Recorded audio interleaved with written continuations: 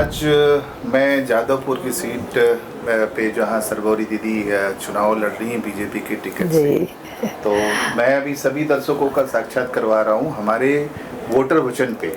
तो सरबोरी दीदी, आपका बहुत बहुत स्वागत है। Thank you. दीदी, आप जादवपुर की परंपरागत सीट जो कि कभी लेफ्ट की मानी जाती थी, इस बार आप वहाँ से इलेक्शन लड़ रही हैं। आपके ऑपोजिशन में विकास रंजन भट्टाचार्य एक बड़े नेता के रूप में, वहीं दूसरी तरफ टीएमसी के मलय मजूमदार जो सिटिंग एमएलए हैं। तो आपको कैसे लगता है कि आप उनसे बेहतर विकल्प दे पाएंगी जादवपुर के लोगों को? कि जादवपुर लेफ्ट का है? बिल्कुल नहीं।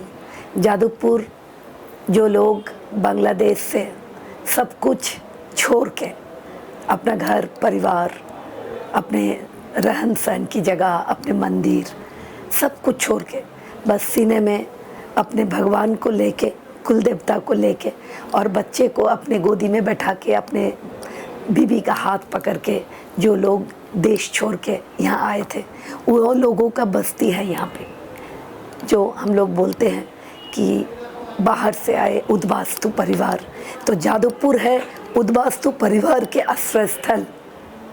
जादवपुर कतई लालगढ़ नहीं है।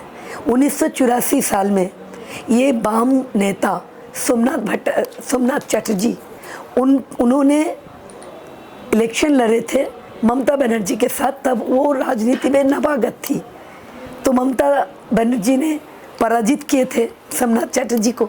तो कैसे बना ये लालगढ़, बताइए। फिर आप इतिहास देखिएगा तो वो ममता बनर्जी को हरा दिए थे हमारा मालिनी भट्टाचार्य जी ने। फिर मालिनी भट्टाचार्य को हरा दिया कृष्णा बसु ने। तो ये करते करते अगर आप इतिहास देखिएगा तो आपको समझ में आ जाएगा कि जादवपुर कतई लालगढ़ नहीं है। जादवपुर वो विधानसभा है जो बार बार परिवर्तन के हाथ पकड़े, परिवर्तन के नया सूरज देखा। जादवपुर एक ऐसे संवेदनशील, शिक्षित एक विधानसभा है, राजनीतिक सचेतन एक विधानसभा है जादवपुर। तो हमें उम्मीद है कि इस बार भी जादवपुर वो नया सूरज दिखेंगे, वो नया सूरज को लाएंगे जो दुर्नीति मुक्त, संतरास मुक्त, भय मुक्त जादवपुर हम अपने जादवपुर वासी को उपहार देंगे। ये वादा है मेरा, ये अंगीकार है मेरा। दीदी, जादवपुर की 3 बड़ी समस्याएं क्या है जो ये सरकार अभी तक जादवपुर के लोगों को नहीं दे पाई? पहली सवाल का एक छोटा सा पार्ट बाकी रह गया। यह है, देखिए, मलय मजूमदार जो है विदाई विधायक, तो वो व्यक्ति क्या है, अच्छा बुरा हम उन पर नहीं जाएंगे। हम क्या देखेंगे कि उनके पीछे का जो कैनवस है वो है तृणमूल, जो प्रतिष्ठानिक दुर्नीतिपूर्ण सरकार। जो सरकार हमारे अभया को विचार नहीं दे पाए, अभया का शरीर को जला दिया एक रात में ताकि कोई एविडेंस ना रहे। तो तृणमूल को वोट देना मतलब अभया को खूनी को वोट देवा। हम लोग जानते हैं कि तृणमूल को लोग घृणा जो आंखों से देख रहे हैं। और ऊपर से एक है विकास रंजन बाबू, 2019 से 26 तक उन्होंने जादवपुर में क्या दिया? पार्ट टाइम विधायक बनेंगे वो, क्योंकि उनका समय तो है नहीं। वो अपना पूरा समय देते हैं सुप्रीम कोर्ट में, उनका बाकी समय देता है हाई कोर्ट में। तो जादवपुर में 1-2 महीना जो आएंगे करेंगे क्या? तो जादवपुर वासी को पता है कि उनको फुल टाइमर एक विधायक चाहिए जो विधानसभा में जो अंगीकार करते हैं विधानसभा को सुधारने के लिए, विधानसभा के आदिवासियों को पीने का पानी देने के लिए, जो हमारे ये है जितना जितना हमारा जैसे जैसे अंगीकार में लिखा है वो सब करने के लिए समय चाहिए, जो मैं फुल टाइम और मेरे पूरा मेहनत लगा दूंगी ये जादवपुर को मॉडल विधानसभा बनाने के लिए। तो मुझे कोई डर नहीं, कोई चिंता भी नहीं। दीदी, जादवपुर की ऐसी 3 बड़ी समस्याएं बताइए जो मौजूदा सरकार सॉल्व नहीं कर पाई। एक, पीने का पानी। पूरी जादवपुर घूमिए, आप बस्ती अंचल में भी जाइए, आप बड़ा बड़ा फ्लैट में भी जाइए, आवासन में जाइए, एक ही बात है, पीने का पानी का व्यवस्था कर दीजिए, पीने का पानी का व्यवस्था कर दीजिए। ऐसा लगता है कि 2026 नहीं, हम लोग मतलब 100 साल पुराना कोई ज़माने में है।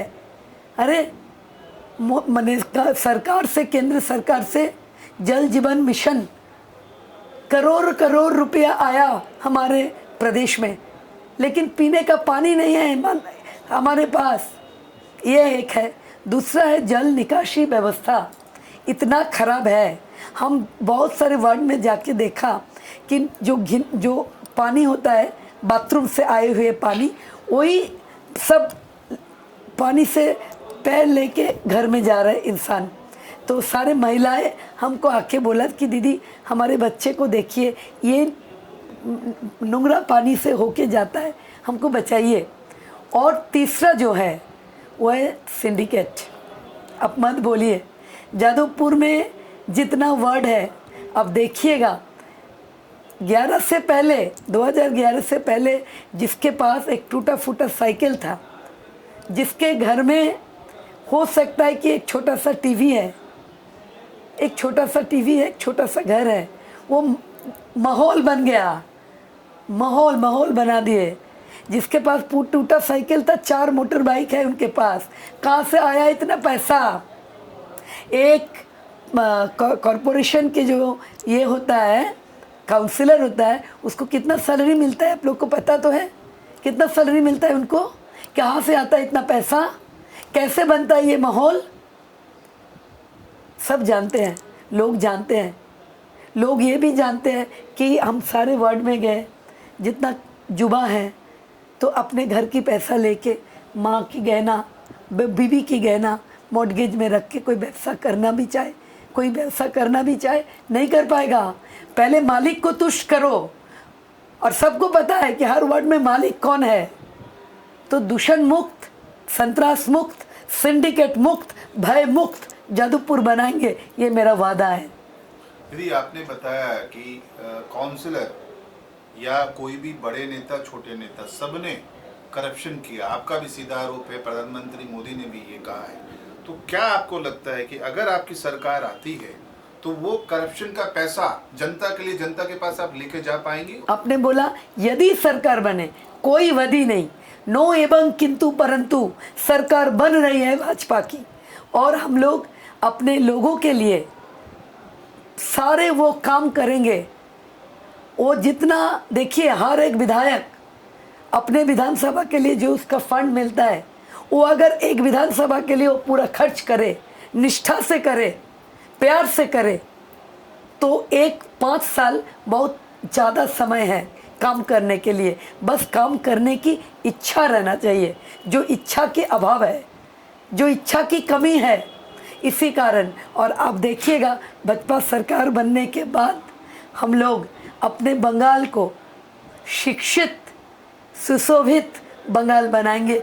ये हमारे प्रदेश का, हमारे बंगाल का, हमारे परम पूजनीय प्रधानमंत्री जी का भी वादा है, अंगीकार है।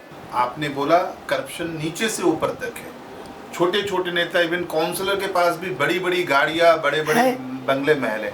तो वो पैसा, जनता का पैसा, आप इसको जनता तक लेके कैसे जा पाएंगे? क्या प्लान है? नहीं, देखिए जैसे कैसे होता है करप्शन, कैसे होता है। मानिए कि एक घर बनाना है, तो जो ज़मीन है वो बिल्डिंग डिपार्टमेंट, पहले करप्शन वहीं से शुरू होता है। आप एक नल के पानी लाओगे तो करप्शन वहीं से शुरू होता है। लोगों को मजबूर करना पड़ता है कि भाई घूस देना पड़ेगा, नहीं तो ये नहीं होगा, नहीं तो घर नहीं बनेंगे, नहीं तो पानी नहीं आएंगे, नहीं तो इलेक्ट्रिसिटी नहीं आएंगे। ये सारे जो इन आम लोगों के ऊपर जो प्रेशर है, अगर वो प्रेशर अब ख़त्म कर दो तो एक करप्शन ऐसे ही बंद हो जाएगा। जो हम लोग करेंगे, हमारे सरकार जो काम करेंगे, जो निर्धारित है वही करेंगे। पैसा देके वो काम करवाना नहीं होगा, तो इन लोगों की पैसा बच जाएगा। लोगों को ये पैसा देके ये करप्शन कैसे आता है?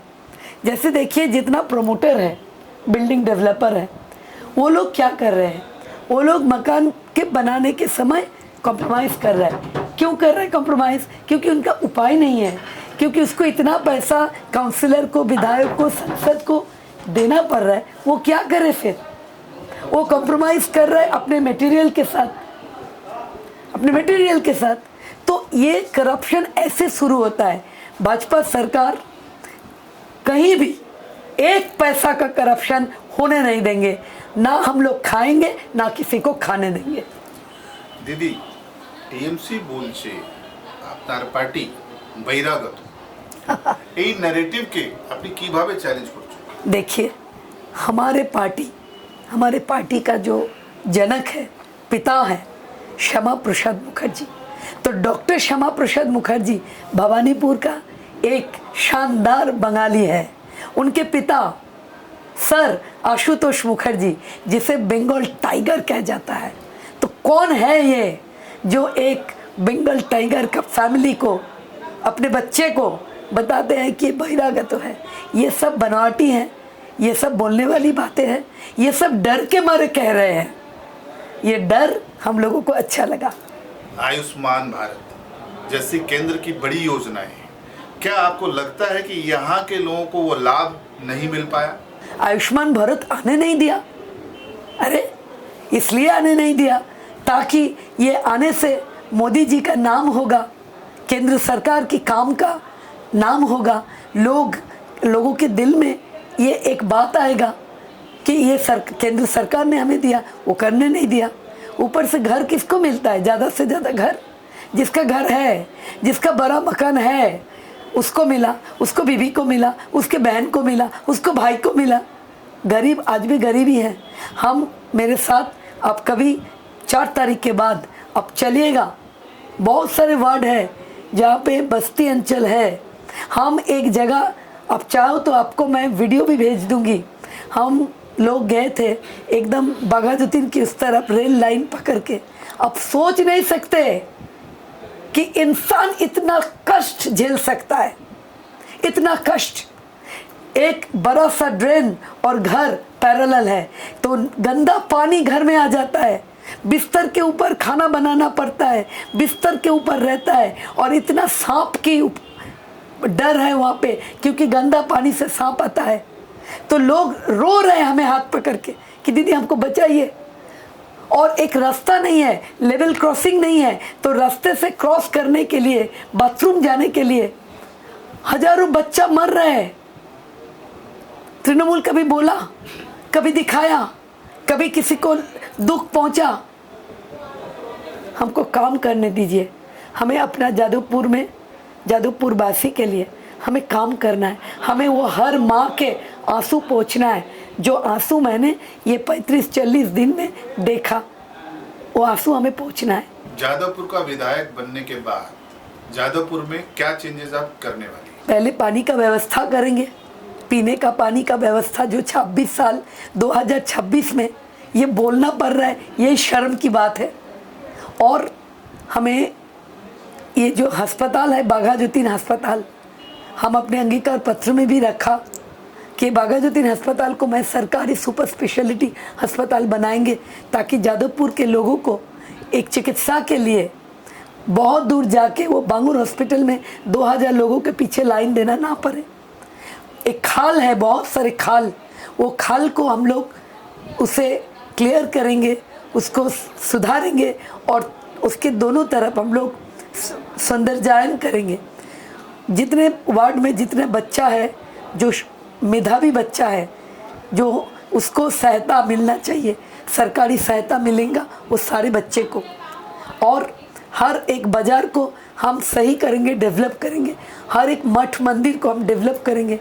और सबसे बड़ी जो बात फिर दोहराती हूँ, दुर्नीति मुक्त, भय मुक्त, संतरास मुक्त, सिंडिकेट मुक्त जादवपुर बना के हम अपने जादवपुर वासी को उपहार देंगे।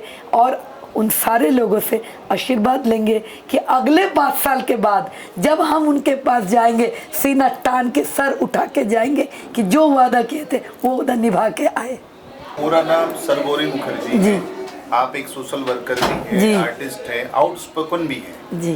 बट इसमें एक चीज़ जो बड़ा गैप नज़र आता है ममता दीदी की भाषा में, कि आप बंगाली हैं लेकिन आपको बंगाली फूड, मीट और मांस मछली खाने नहीं दिया जाएगा। क्या सच्चाई दिखती है? अरे अब राजस्थान चलिए, राजस्थान चलिए, जहाँ भाजपा सरकार है, क्या वो बैन है? असल में देखिए कोई इशू नहीं है इनके पास। अरे हम लोग बंगाली है, हम लोग माछे भाते बंगाली, ये हो सकता है कि बंगाली माछ छोड़ दे। बंगाली की दो ही प्यार है, एक वो टूर करना पसंद करता है, उसीलिए बोलते हैं भ्रमण बिलासी बंगाली, और दूसरा है भोजन बिलासी बंगाली, माछे भाते बंगाली। उसीलिए ना जो केंद्र सरकार और एनडीए सरकार और मोदी जी ने संकल्प पत्र बनाया बंगाल के लिए, उसमें लिखा है, साफ से लिखा है कि बंगाल को पूरे देश में मत्स्य माछ रप्तानी कारक राज्य प्रदेश हम लोग बनाएंगे।